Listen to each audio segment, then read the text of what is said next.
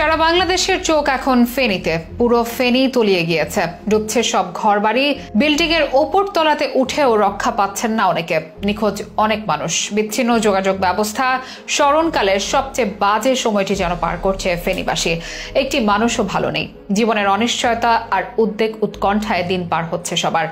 রাষ্ট্র যদি সব শক্তি দিয়ে ঝাঁপিয়ে না পড়ে, অনেক প্রাণহানি ঘটতে পারে ফেনীতে। কারোর সাথে কারো যোগাযোগ নেই, এমনকি ভলান্টারিও অনেক অংশে ভেঙে পড়েছে। সবাই প্রাণ বাঁচাতে ব্যস্ত। কয়েকদিন আগেও কেউ ঘুণাক্ষরেও ভাবেনি এতটা খারাপ দিন নেমে আসতে পারে ফেনীতে। প্রশিক্ষিত আর সজ্জিত বাহিনী ছাড়া এই মুহূর্তে ওখানে খুব বেশি কিছু করাটাও মুশকিল। যতই সময় যাচ্ছে ফেনীতে বন্যা পরিস্থিতি ততই ভয়ঙ্কর হচ্ছে। বন্ধ হচ্ছে না উজান থেকে নেমে আসা পানির স্রোত ও ভারী বৃষ্টিপাত।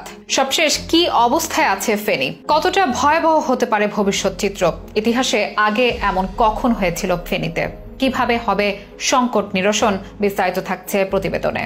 বন্যা পরিস্থিতি তীব্র আকার ধারণ করেছে ফেনী অঞ্চলে। যত সময় গড়াচ্ছে পরিস্থিতি যেন ততই ভয়ঙ্কর হচ্ছে। সবচেয়ে ভয়াবহ অবস্থা দাঁড়িয়েছে ফেনীর ফুলগাজী, পরশুরাম ও ছাগলনাইয়া উপজেলায়। তাছাড়া ফেনী সদর, ফেনী শহর, দাগনভূঞা, সোনাগাজী উপজেলাও পানির নিচে তলিয়ে গিয়েছে। শোনা যাচ্ছে পুরো ফেনী এখন পানির নিচে। বন্যার পানিতে তলিয়ে গেছে বাড়িঘর, রাস্তাঘাট, ফসলি জমি, ভেসে গেছে পুকুর।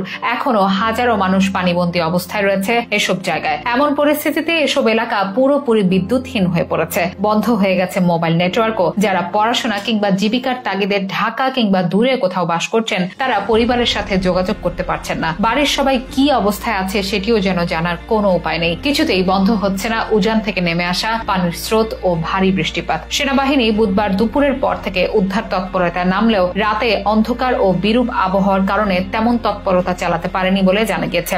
সামাজিক যোগাযোগ মাধ্যমে পানি বন্দীদের বর্তমান অবস্থান জানিয়ে পোস্ট দিয়ে প্রশাসন, সেনাবাহিনী ও স্বেচ্ছাসেবকদের করুণ আহ্বান জানাচ্ছে স্বজনরা। অনেকে ফোনের চার্জ শেষ হওয়ার আগে ফেসবুকে এসে কান্নাকাটি করে সাহায্য চেয়েছেন। এখন আর সেই অবস্থাও তাদের নেই। কেউ ভালো নেই ফেনীতে, নেই যেন জীবনের নিশ্চয়তা। অনেকে নিখোঁজ বলেও শোনা যাচ্ছে। অনেকে প্রাণ বাঁচাতে 2-3 তলা বিল্ডিং এর উপর তলায় আশ্রয় নিয়েছেন, তবুও যেন পানি স্পর্শ করে ফেলবে তাদের। ত্রাণ নয়, এখন উদ্ধার কাজ দরকার। আগে দরকার প্রাণ বাঁচানো। এমন আকুতি মিনতি সবার কণ্ঠে। এতটা ভয়াবহ দিনের সাক্ষী ফেনীবাসী হয়তো আগে কখনোই হয়নি। যতদূর চোখ যায় কেবল পানি আর পানি, যেখানে যোগ হচ্ছে মানুষের চোখের পানি। বৃষ্টির শব্দের সাথে মিশে যাচ্ছে মানুষের কান্নার শব্দ। ফেনীর নিম্নাঞ্চলের বাসিন্দারা বলছেন, এই এলাকায় 1988 সালের পর বন্যা পরিস্থিতি এতটা ভয়াবহ হয়নি আগে কখনো। এমনকি সেই ভয়াবহতাও যেন ছাপিয়ে গেছে 2024-এর বন্যা। বন্ধ যোগাযোগ ব্যবস্থা, নেই বিদ্যুৎ সংযোগ, পাওয়া যাচ্ছে না মোবাইল নেটওয়ার্ক। রাতভর আতঙ্ক, মানুষের আর্তনাদ আর বন্যার প্রবল বিধ্বংসী রূপ দেখে ভিটে মাটি ছেড়ে নিরাপদ আশ্রয়ের পথে ছুটছে সবাই। ফেনীর জেলা প্রশাসক শাহিনা আক্তার বলেন, পরিস্থিতি এতটাই খারাপ যে সবার কল্পনার বাইরে। এখন অনেক মানুষ পানিতে আটকা পড়েছে। তিনি জানান, এসব মানুষকে উদ্ধারে কাজ শুরু করেছে সেনাবাহিনী ও কোস্টগার্ড। বাঁচাও বাঁচাও পানি গলা পর্যন্ত উঠে যাচ্ছে।